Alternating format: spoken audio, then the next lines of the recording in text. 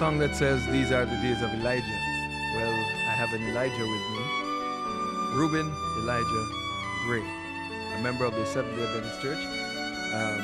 Brother Grey has been around for over 90 years, and he has spent much of his life proclaiming the word of Jesus Christ. Brother Grey, how are you doing? I'm doing fine. And Sister Grey is right here with you. Hello. First of all, Brother Grey, where were you born? Maroon Town, St. James. What was the community like at that time? At that time, the community was very poor. People go where barefooted. A community of about 20 persons, you would be very lucky to see a man having three of them in shoes. Were poor. The people were poor. And quiet, really, hardworking, and contented, yes. They content with the condition. The elder men were peaceful. People never used to fight with gun and cutting tool as today. Whenever they have quarrel, they use fists and stick, throw down on the earth and choke. Just curious, did you ever get involved in any of those squabbles? No. From a less school, well, we have some squabbling in school days, but from less school, I never fight. The Seventh-day Adventist Church came to the district about what time? I can't tell you exactly what time, but when I was a boy, we played ball, and one Saturday, we were going from there to play where the first Seventh-day Adventist Church has been, called Cooper Shop. And while the people there were worshiping, we didn't know, or me didn't know what is it, and we were kind of gaming them that it was Saturday and they were here in church. It was kind of gaming them. A little after that, the church moved from there and came out at the corner against the Carroll's land and built there. And then it began to grow. My brother got the message, and then he told it to me. And while I read the scripture and find that it was true, for God says, remember the Sabbath day to keep it holy, I recognize what God says. And searching the scripture, one of the texts that has really catch me is, God said we must obey him, for other men's failure can never save you. And I got to learn how nice it is when we serve God. He keeps us from many trials and troubles. As a young man now growing up, I began to choose, and I choose to be a church man. I learned to sing. I learned to read. I couldn't read much when I go to the Seventh-day Adventist Church, and they used me to do halves in gathering. And when I went to a certain yard and the gentleman asked me to read that magazine that I bring, if I can, he would give me an offering. I couldn't read the magazine, so I didn't get the offering from him.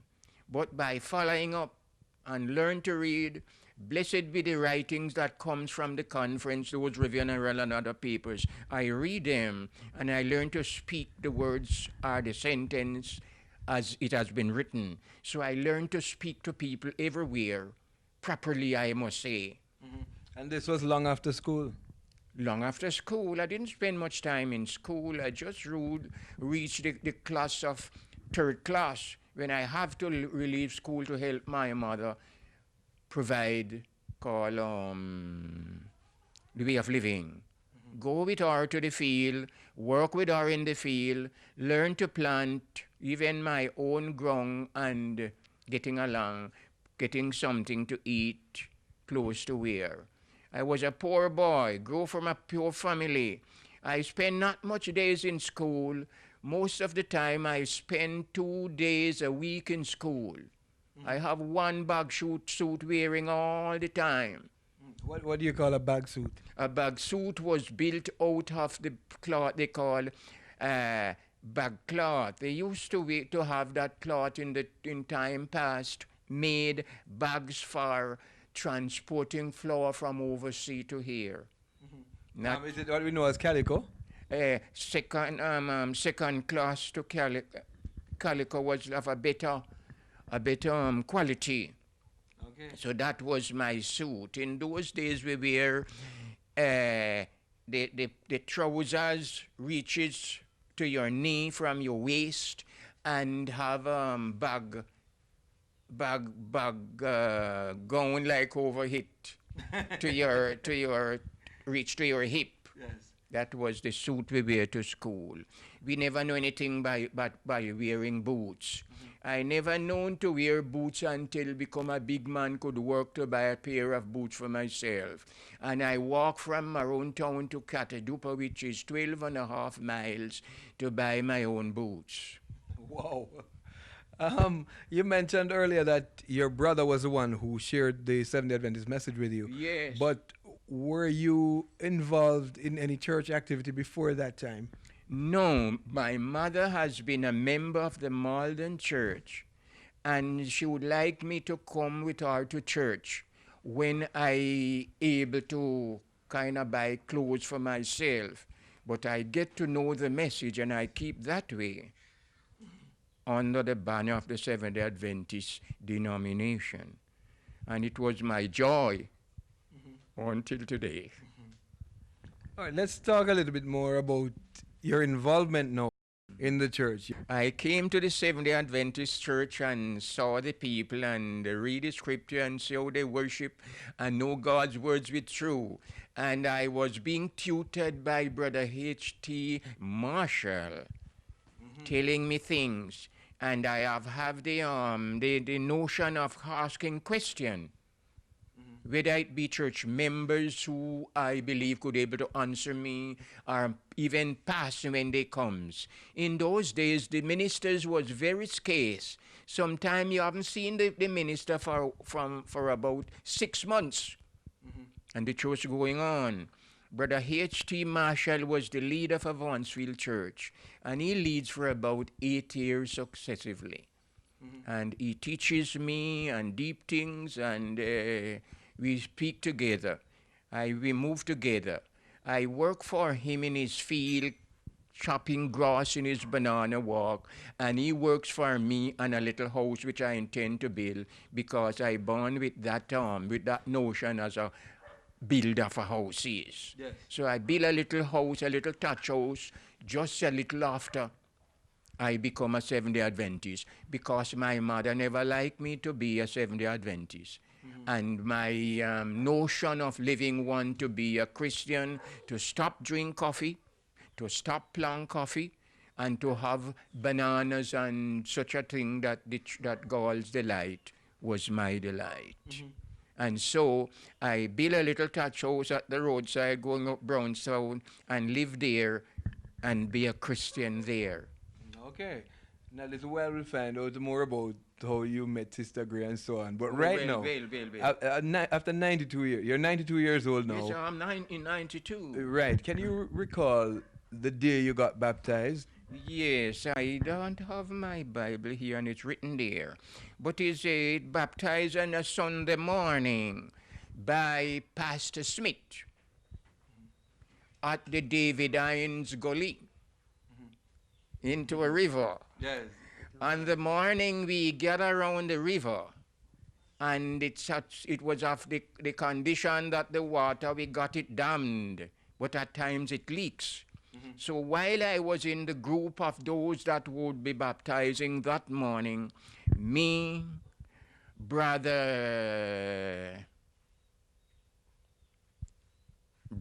Taylor, Horace, Brother Horace at Shaw Castle there, and Sister Blackwood. And I look and see the water was straying from the pool. Yeah, the dam was leaking. The dam was leaking. I was about stepping away to get it done, But Brother Marshall said, you don't move, you stay where you is. What, he probably thought you were running away from getting baptized? No, he knew that I was zealous to get work done. Yes. But he said, you mean that that wasn't the time for me to work? Yes. At the time when I wanted to be baptized. Yes. He teaches me, and I waited on him for instruction in most of the questions that I want to know. You see, he tells me about tithe paying, but one of the things that I didn't agree with him for, he tells us that God said we are to pay tithe from everything, but we cannot pay tithe from everything. So I didn't agree with him because I believe since the Lord said it, it could be. So when I become a earner for myself for something that I could get from what I've worked, I plant banana at the Kudja River, become a young man and began to work. The year 1942 breeze blow, we have had that. And that banana that I've planted below the rock has blown. And 1943, we have a breeze blow likewise. Mm-hmm. And the banana has been blown, but there was special in that even other banana walk were badly blown. Wow. So you reckon a blessing from God? Yes. So after the crop began, I sold my Brother Hines, who was buying banana here, and I got 40 shillings for banana.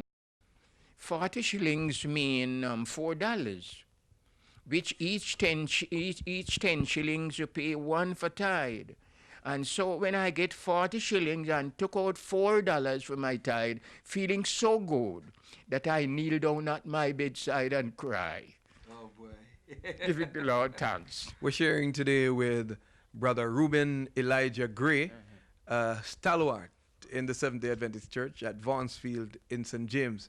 And Sister Grey is here with us. And Brother Grey, tell me about your experience meeting Sister Grey. Where was the first place when was the first time you saw her, and what did you feel then? I met Sister Grey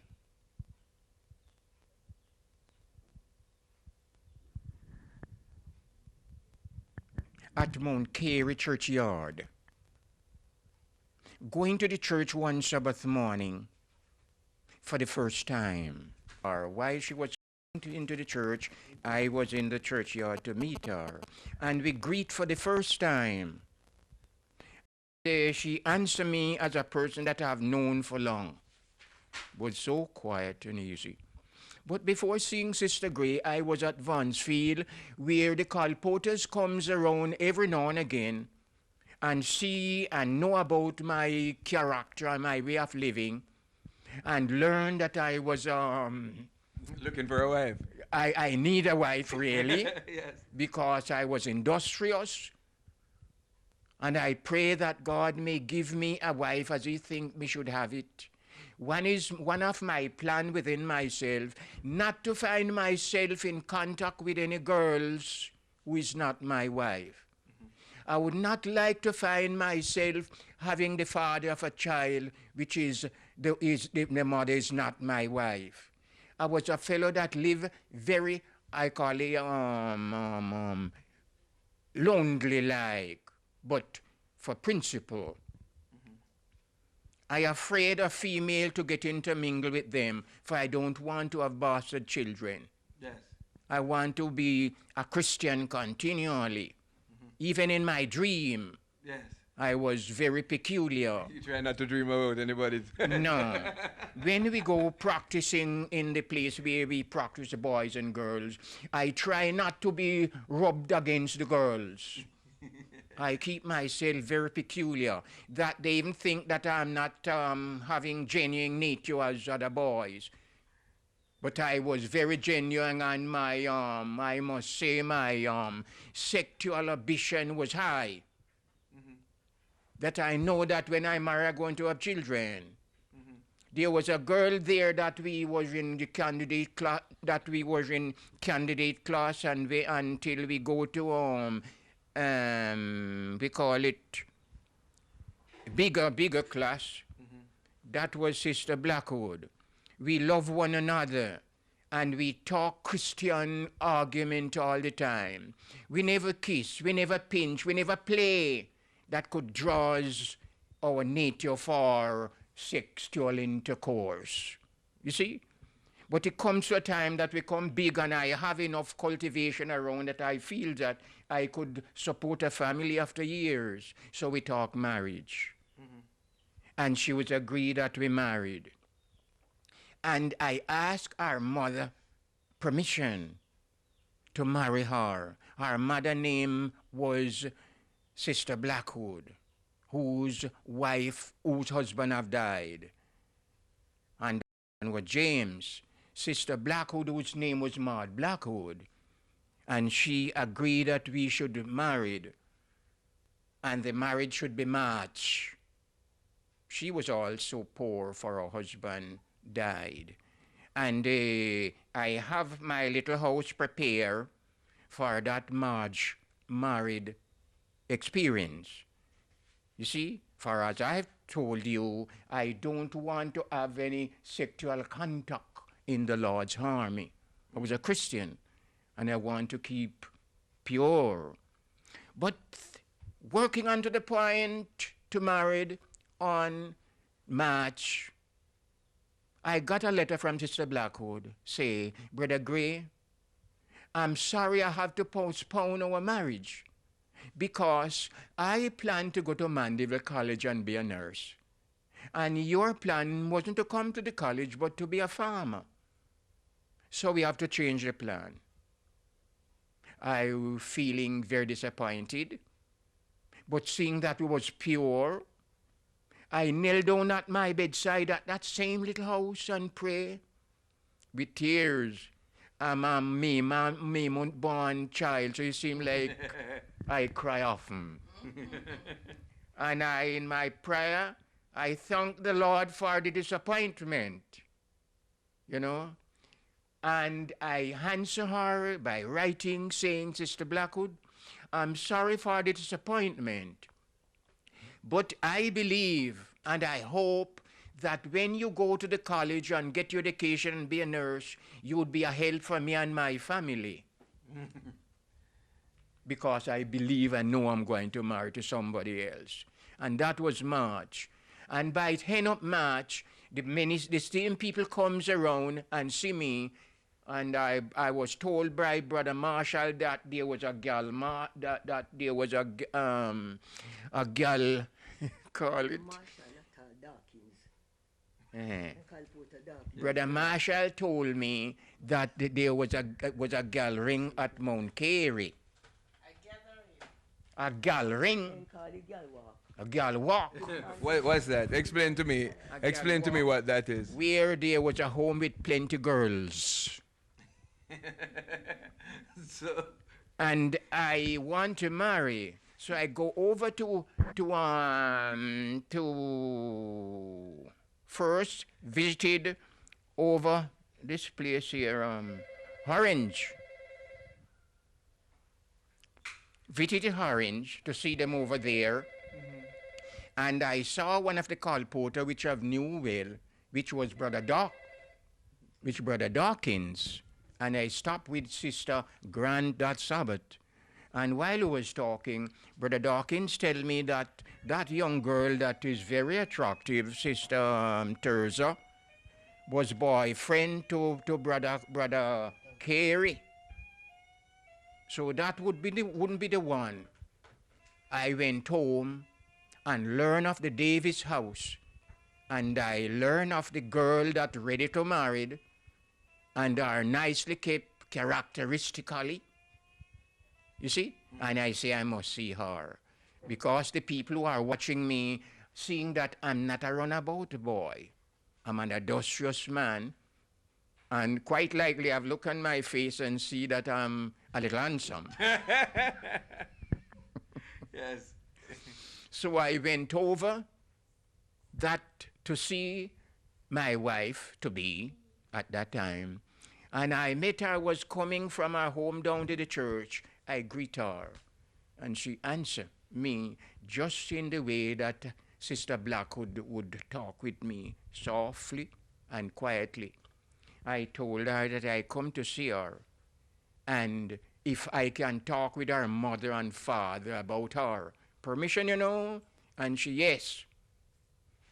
And off I stop in the church and saw our father comes down and talk with him a little that I would coming to stop with stop with him the Sabbath. So when I went to Sabbath at their home, I asked them, the mother and father, would you permit me to talk with your daughter on the aspect of marriage? I was like a boy like that, you see. I didn't see her, by the way, and have any argument. Yeah. And say yes. Yeah, the parents' permission to talk to her. Permission to talk to her. So we spend the Sabbath at our home, eating food and spend the Sabbath. And that was the Sabbath. We didn't talk marriage and Sabbath. We didn't talk court and Sabbath.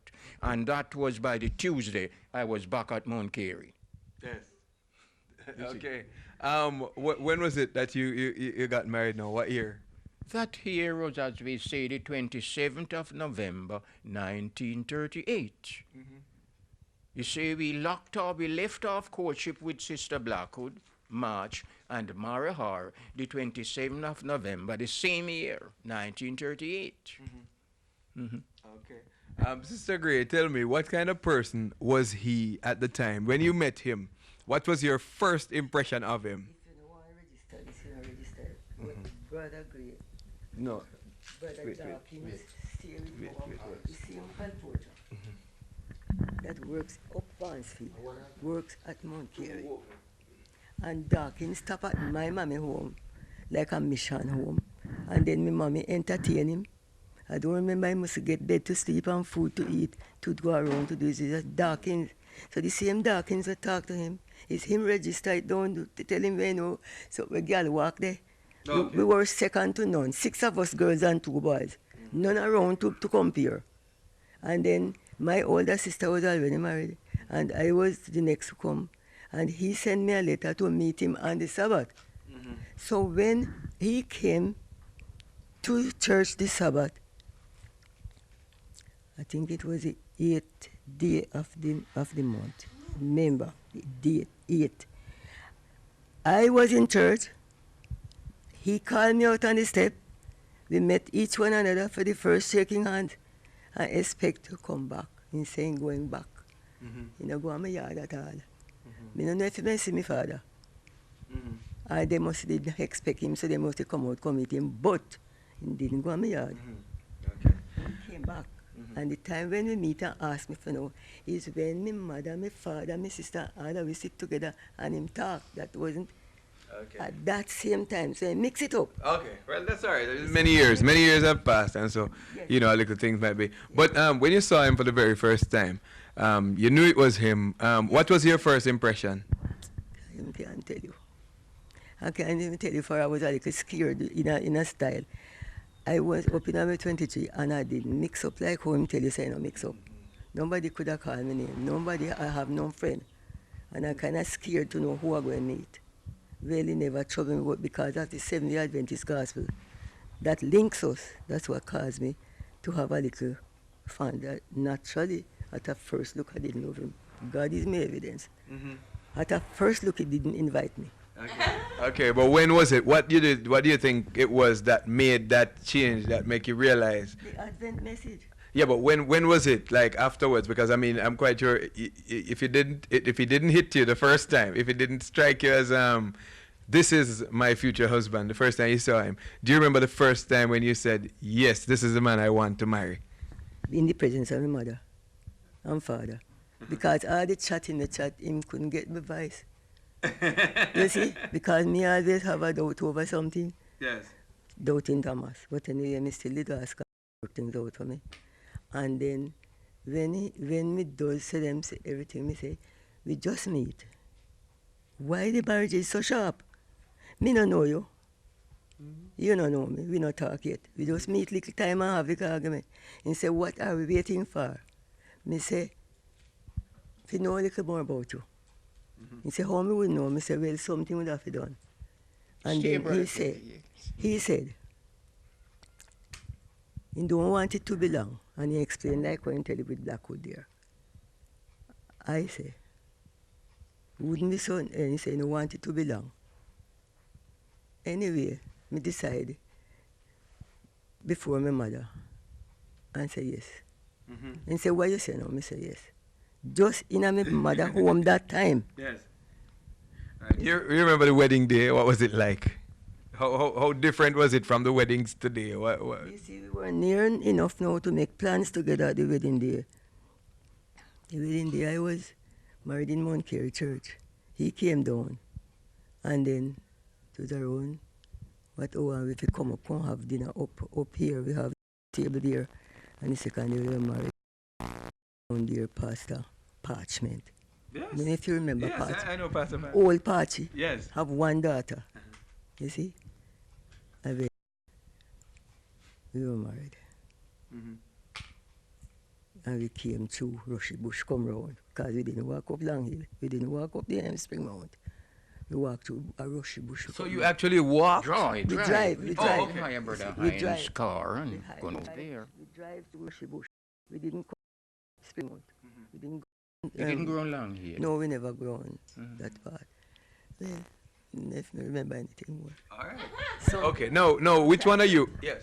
sometimes things come around, you know, the brain come around, and sometimes it go. Yeah. Which one of you would want to tell me what it is that has kept you going for over 60, well over 60 years? On the grace of God. Because the journey is not pleasant, and that is not a hide story. The journey is not pleasant. And sometimes it tempts me to say, and we will come. If I did know. Yes, there are challenges and struggles. Yes, Yes. without any flinching. Yes. I stand before that. Looking back, I mean, one of the things that we know Brother Grey for is the fact that he's such a hard-working man. I don't know if there's ever a day that you ever get up and feel like, no, I'm not going out today. I'm not going to work today. Oh, my brother, you touched the key of my life. I'm ever be a worker. If I don't go out to work, I'm sick. I spent a few days in America 2 years back, and I told the people that asked me was the happiest day in all my life, because I didn't do any work. I woke, put on my clothing, stay in the home, eat and drink, and sleep and play organ all days. Other days we drive in car in different places and come back and see how the store stay and how the people sells and the different ways. And those 2 weeks was the happiest day in all my life. Because I'm a drudger.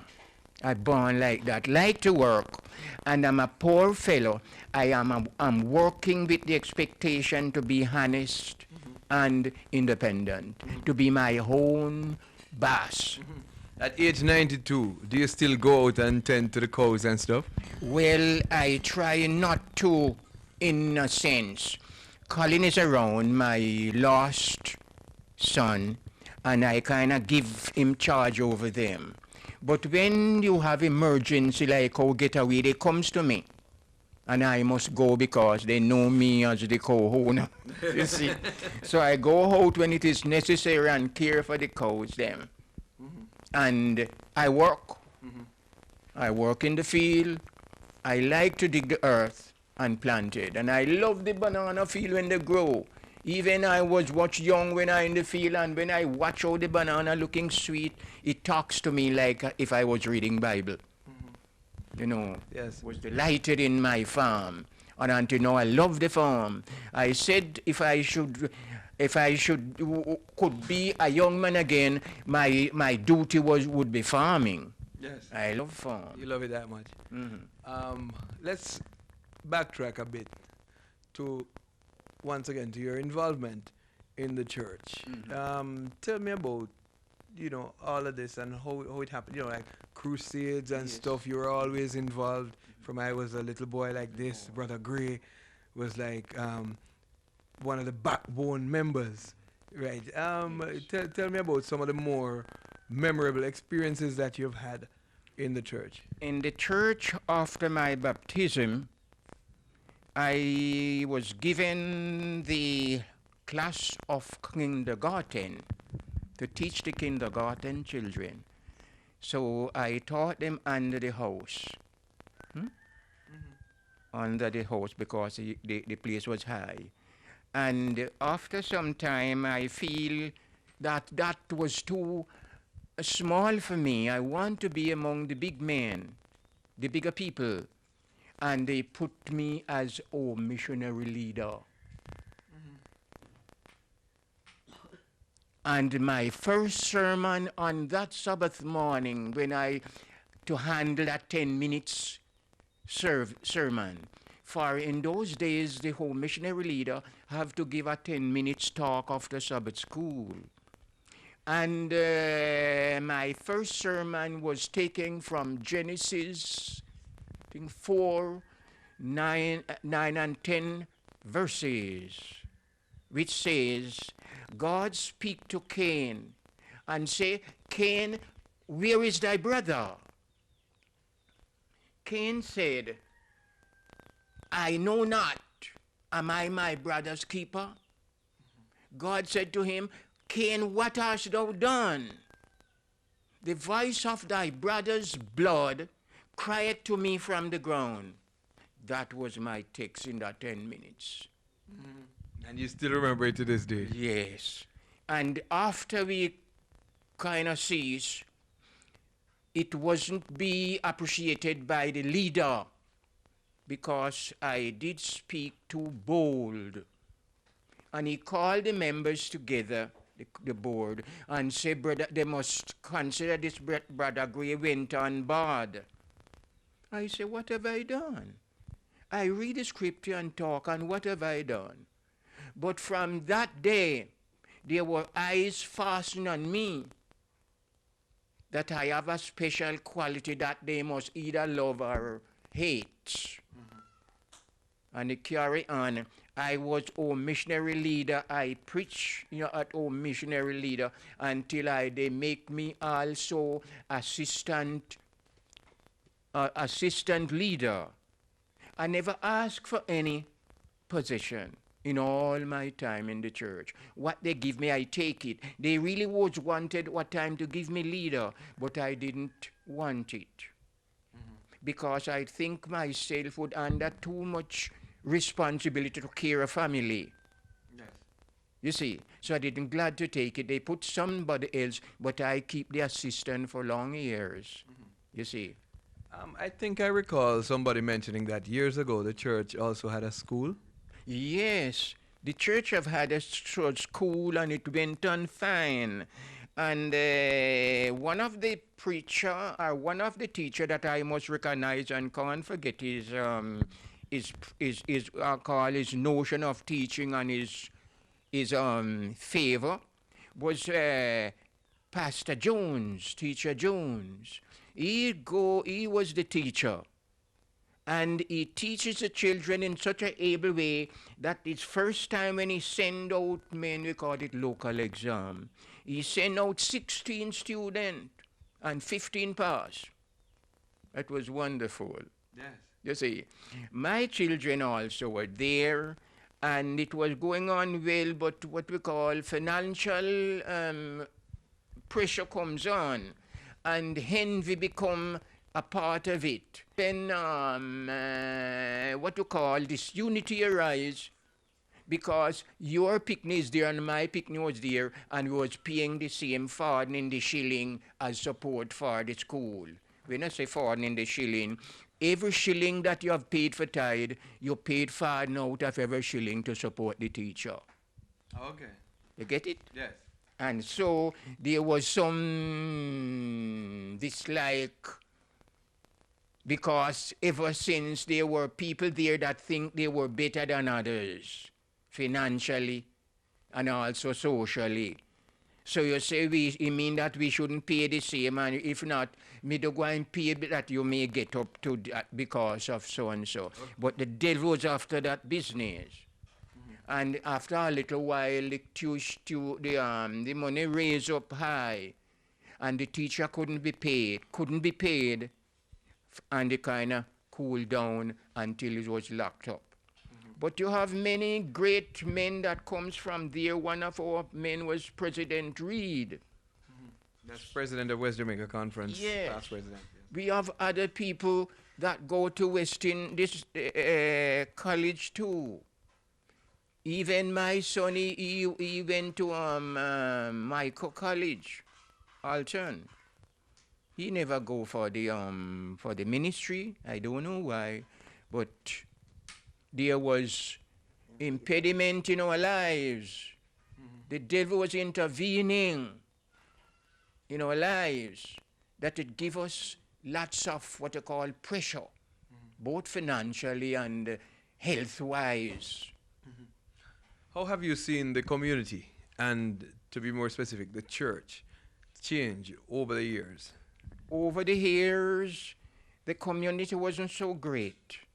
People never much like Seventh-day Adventists because they have the notion not to eat pork, not to smoke, not to go to dance, and questionable experiences.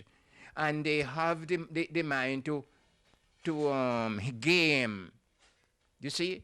And they believe that Seventh-day Adventists couldn't be wealthy because they have to pay tithe out of every 1/10 of their income. So they kind of having them watch.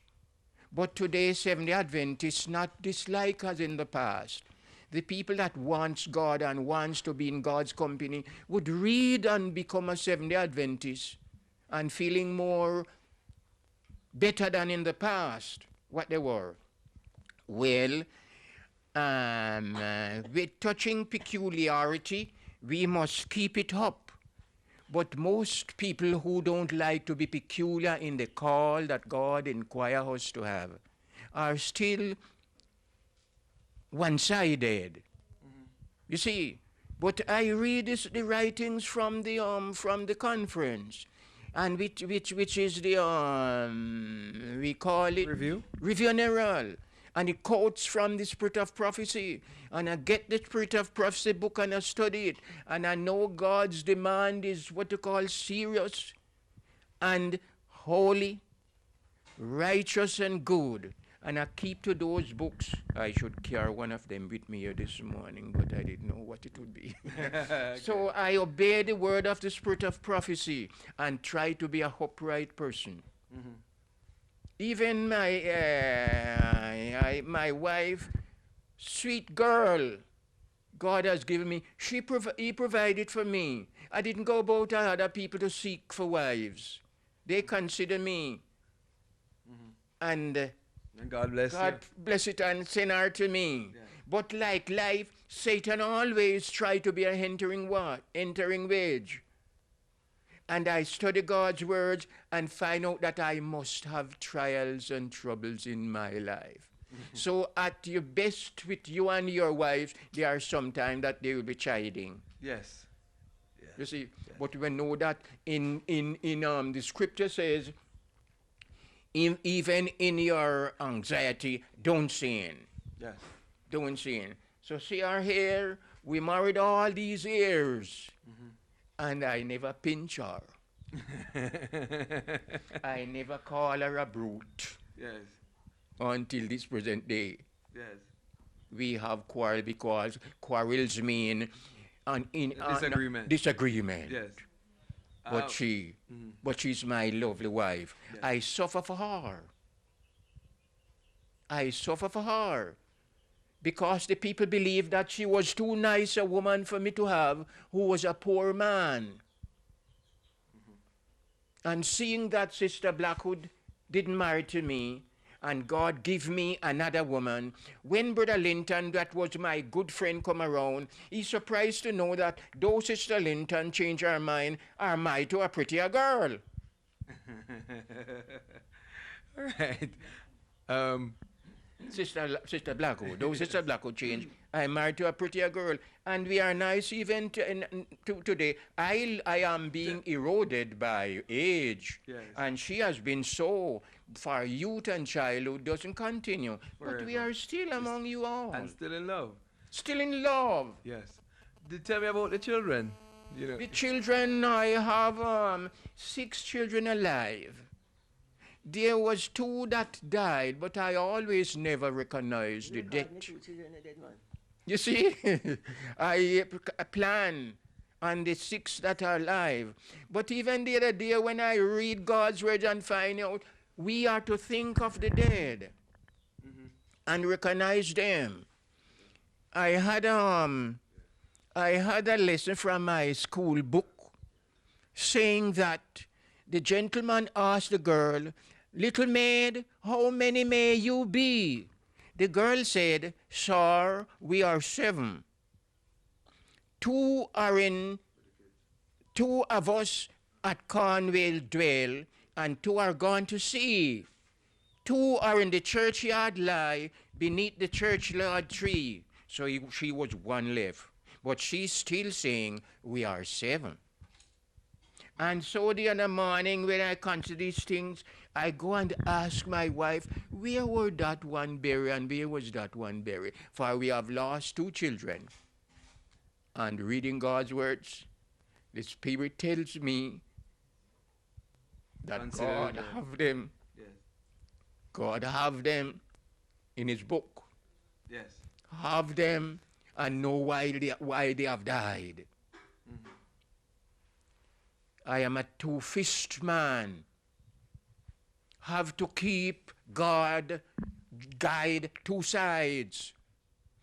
Guide against physical being and guide against rulers of darkness. For when my brethren couldn't manage me physically, they kind of hired the devil against me. So from the time that I preached that sermon in the church saying, "What is this that thou hast done?" The devil has been against me. We have a Russian man came to Vaughansfield some years ago, long time, and was telling about the people that was in the Philippines, how they used to eat men. He tell us that his grandfather was among the group, but he didn't allow the children to come. When they killed the men and going to eat them, they didn't eat them fresh. They split them in 2 and called them long pigs. And they got them barbied. Barbie, you know what we call barbie? Or kind of roast before the barbecued. Day. Barbecue.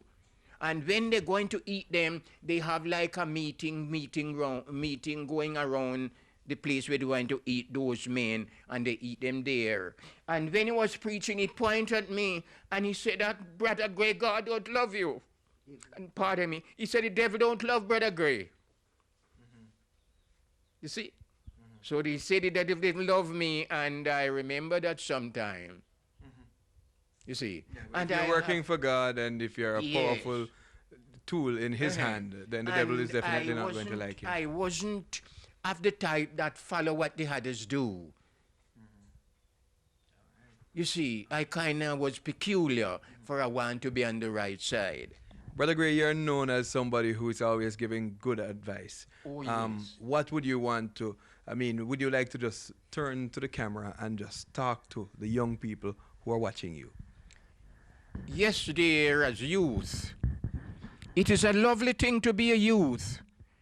God says that he have pleasure with them because they're strong, and they are to give him their youthful power. In the morning when I was being held by Pastor Simit in that gully at Vaughansfield, Maroon Town, where I was born, when I was being held by Pastor Simit, he said, "Brother Grey, the Lord delighted that you have come to him in your youth. You didn't wait until you are old and you come to give him the husks." That was his sermon to me. And thank God, until now, I've suffered much affliction. But God is my helper. God is my friend. My conscience set me free with my fellow men. I can talk with anybody and look them in the face, look them in the eye.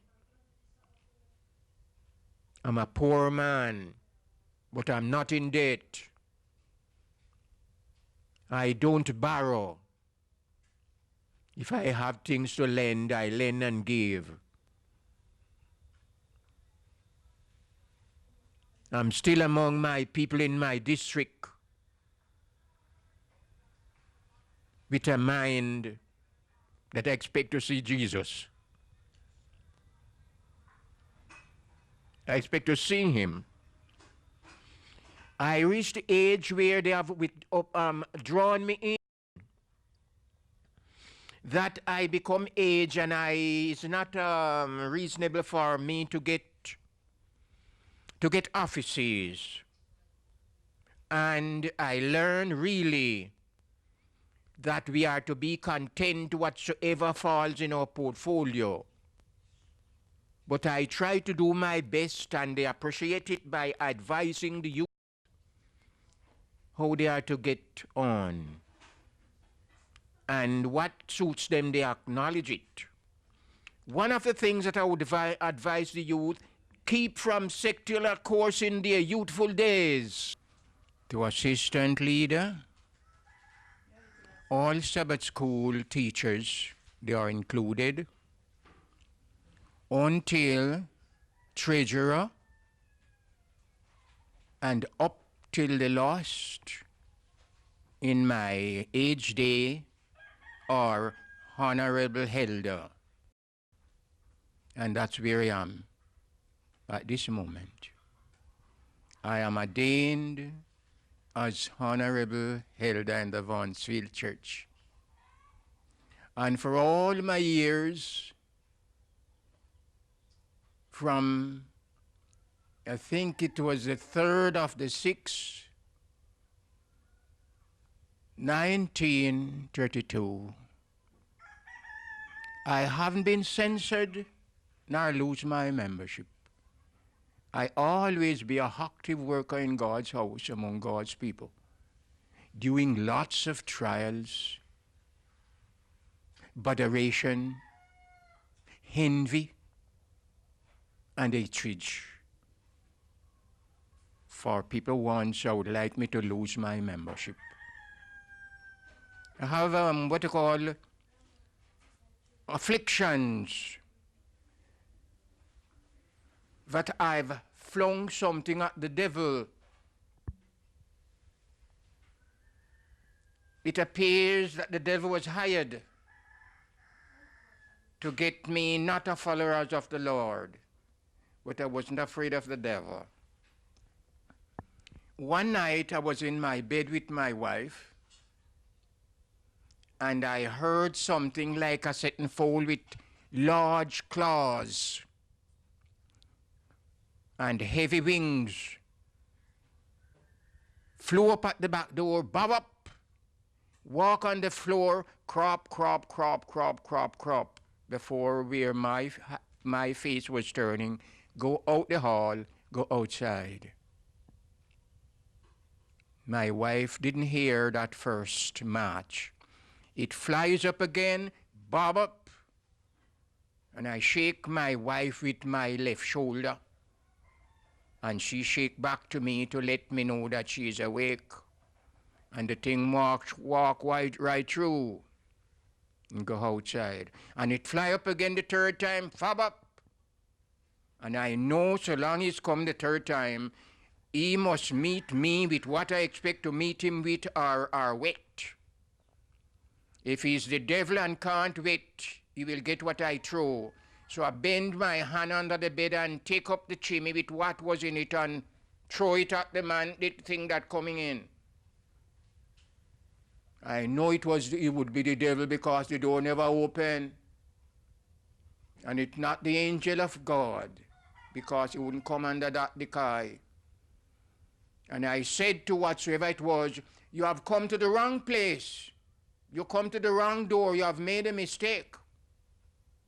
And I put back that under bed vessel and kneel down at my bedside and pray that God may protect us So in our trials in before that, I know that the devil was after us as a family in the Vaughansfield Seventh-day Adventist Church. And it went on that after a few weeks I was coming from over the bush with a bag load of renter head, and I feel like I take a draught. I came home and I told my wife, Sister Grey, I feel that I take a draught. Give me a drink of salt and cinnamon that I could believe it would work. And she gave me that drink. And from that hour I took sick. I took sick. I have to just sit down looking and see the other fellows going to work and going back. I couldn't do a thing for about a year and 3 months. I went to Dr. Harris at Flamstead, and he always treated me, but he kind of believed that he could manage what was going on. We have trouble of suspicions. Something like gun firing in the house, stop. Something like excessive heat. I know it was Satan's work. We have people that talk disrespectfully, but we're all a Christian. Our children took sick, have to go to Dr. Stevenson, and he treat us. The children have had what they call convulsion fix. Yes. You see, the devil was on the track all those times. It comes a time that even our neighbors was at us in every respect. Our dogs was got his foot broken. Botheration in every respect. I used to have mongoose dog that I trained the dog that he catch mongoose when we go to the field. When the mongoose run this way, I go that way, and he was backed up and the dog catch it. I sat at the outside during my sickness and saw a mongoose run in the yard and run under the house. And I called the dog and said, come Gypsy, catch him. And Gypsy run past me and go after the mongoose, and Gypsy run around and come back and looking in my eyes like a man, telling me that he didn't see any mongoose. That was all the way and some of the ways that the devil worked in my early years of coming up. Because I was a Christian, I link on the side of righteousness. But it went on that it getting more worse. I went to America 1944 for the first time. For men went the first time 1943. But I didn't go 1943. I believe that it would be dangerous. But while I was there 1943 and right back, so it was a nice place, I decided to go 1944. So I went 1944 and spent a few months. We went away June and come back November. And we expect was to go 1945, but I took sick. And I didn't get to go back. That my only chance in seeing Americas in the days where men worked those days. You see? Mm-hmm. And after years, which that source of sickness from the time when I tells you that I dash something of the devil, it keeps me 5 years and a month from I step off my doorstep to go to the medical doctor sent by Dr. Harris from Flamstead, to Dr. Morrison in Montego Bay, who was the DMO. I was in Montego Bay Hospital 2 years and 5 months. And the day when I entered Montego Bay Hospital with the letter from Dr. Harris, he looked on the letter, and when he looked on me, he said he can't do anything for me. Mind you, Dr. Morrison said he couldn't do anything for me. God could. he gave me the impression, so what can I do then? Doctor was the medical man that took care for patients, and he said he couldn't do anything for me. I was left like fish out of water. But you have a maid working there, and the maid looked at me and said, Mr. Grey, you look like a gentleman. Ask, get your pen and write to Dr. Morrison. Tell him that you know he's clever, but you don't have any money. But you're asking him to try with you, and when you're better, you'll pay him. And I had a lead pencil and an exercise book, and I write these words to Dr. Morrison on the book, on the paper. And when Dr. Morrison come in the next morning, and he say, good morning, and how are you? We answer him by saying, not so bad, doctor. And when he was about to step off, I give him that paper, and when he looked on the paper, he turned back to me and said unto me, keep your bed. And that keeping my bed, I was in Montego Bay Hospital, downstairs ward, for 2 years and 5 months, one stretch. The world is hearing me. Yes. You don't finish, but go. Yes, I know.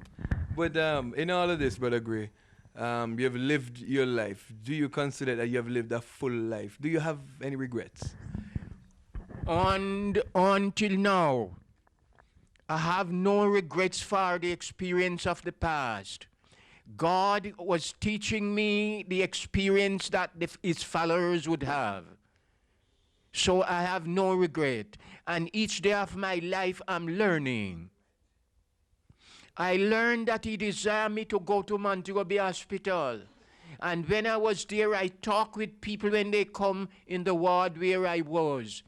I sing God's song continually from this book we call the songbook. Continually, I pray every 2 o'clock in the morning.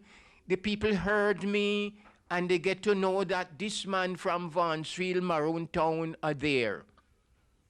I was there and I listened to people that go to the theater. Some sing, some quarrel, some curse, some preach. I said that when the day comes that God would turn me home, I would have an experience. But I don't know what Dr. Morrison has for me and what treatment is out for me. So one day they fixed me up to send to the theater. And they wrapped me up in the necessary things that they know that I need. And they put me on the theater table. They give me an injection and gave me a drink into a cup.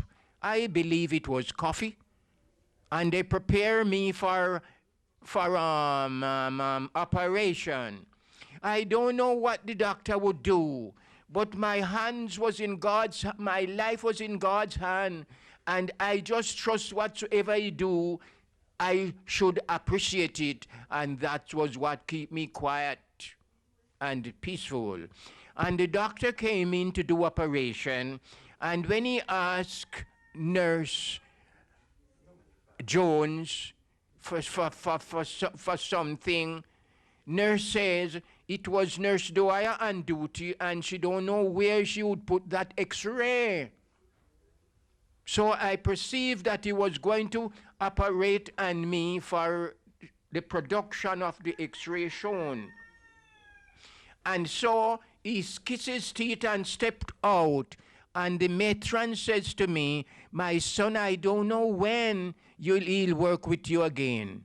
So I say, thank God, and go and lay down in my bed. And a little after Dr. Morrison came to me and said, get ready, I'm going to send you to Kingston Hospital. And so I get ready and call my wife and about 2 of the children and get ready for going to Kingston for better treatment from the hand of Dr. Corey. And I went to Kingston and I was there. When I went to Kingston, they sent a man to take me from the station and carry me by the way Whole Hope Road and reach Kingston Sanitarium. And when I went there and saw the large building and the lovely people, I called to let the people know that I come to be a patient there, and I was being interviewed by a nurse who talked with me. I asked the nurse for Dr. Corey, for Dr. Morrison say he's going to send me to the Dr. Corey. And when I went to the doorway of the hospital and asked the nurse, Hewitt was her name, for Dr. Corey, he said, Dr. Corey is down at a little house there with some men. And I left there to find Dr. Corey. And when I went down to the little house was about 2.5 chain from the hospital. I saw 3 men into a little house. And I said, good morning, gentlemen. And they all answer me. And I said, which of you men is Dr. Corey? And one of them said, I am Dr. Corey. And I said, Dr. Morrison, send me to you, sir. He crouched his head side and said, Dr. Morrison. And I said, from Montego Bay, sir. And he said, oh, go upstairs and go back and tell Nurse Hewitt to put you upstairs.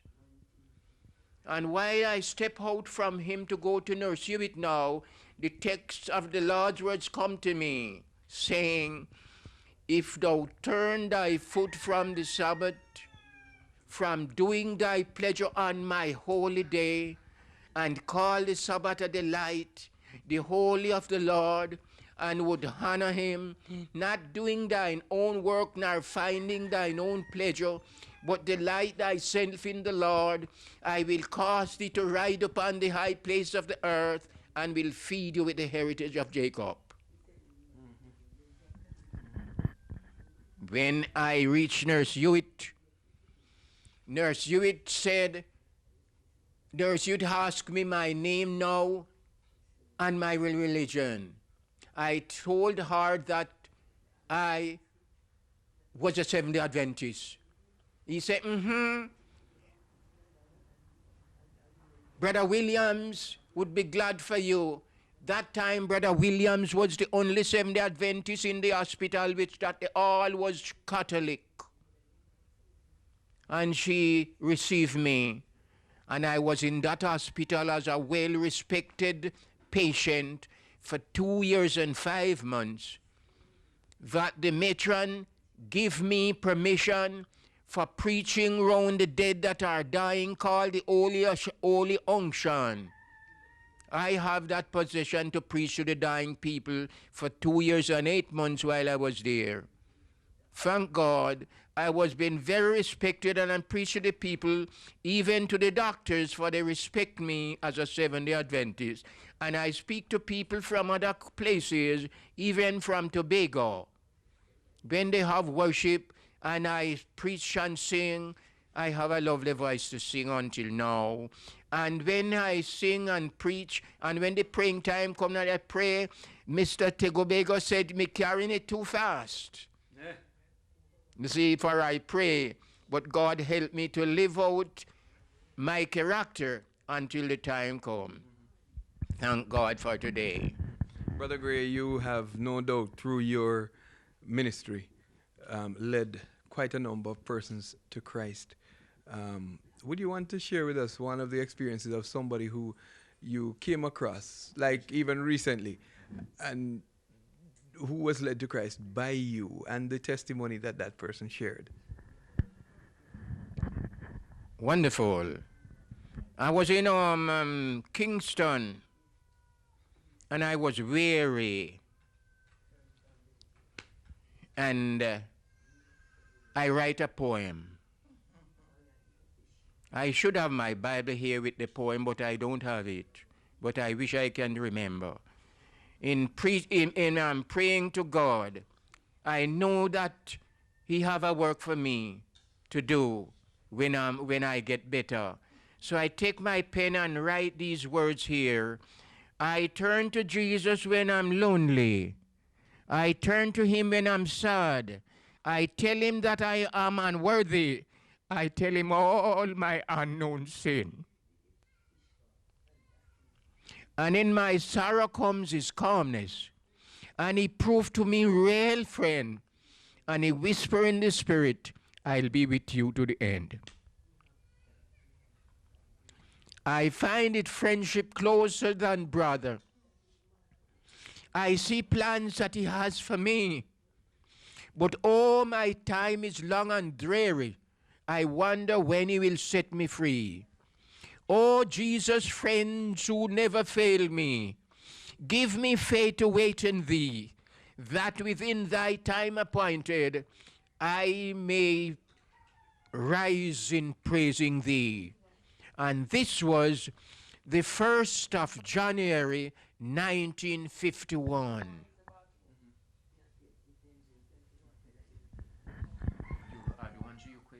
Yes. And I got stronger and stronger, and the day come that I must leave for home. And I've left Kingston Hospital, the sanitarium then, as an able man, the 14th of December 1951. I came home. But before I left the hospital, God has given me a dream, as he gives me many dreams. And one of the dreams that I've seen a field of cane in Calton, which have many catch grass grow up in the roots and needed to be weeded out. And it had shown me experience that Calton is the place that I must go to work when I go home. And so I reach home at Vaughansfield. Thank you. At Vaughansfield, going to my home church, they didn't want me really.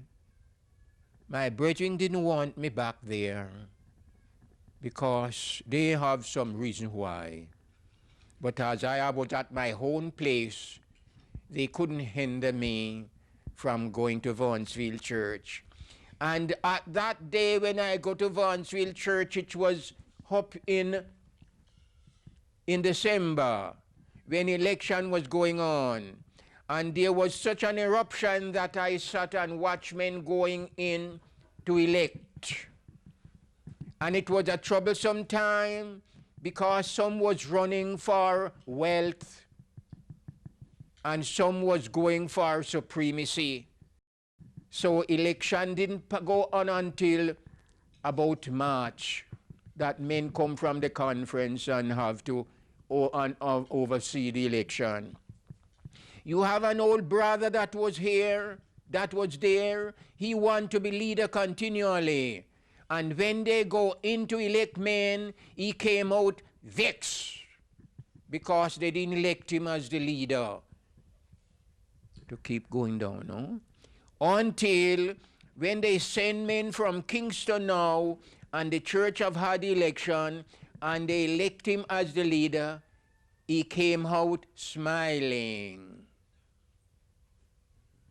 Because they have a plan that the 4 brothers will be carrying men. The thing is that we're running out. Finally, Brother Grey, in a few words, if there's one thing that you want the world to remember about you, what is that? What would that be?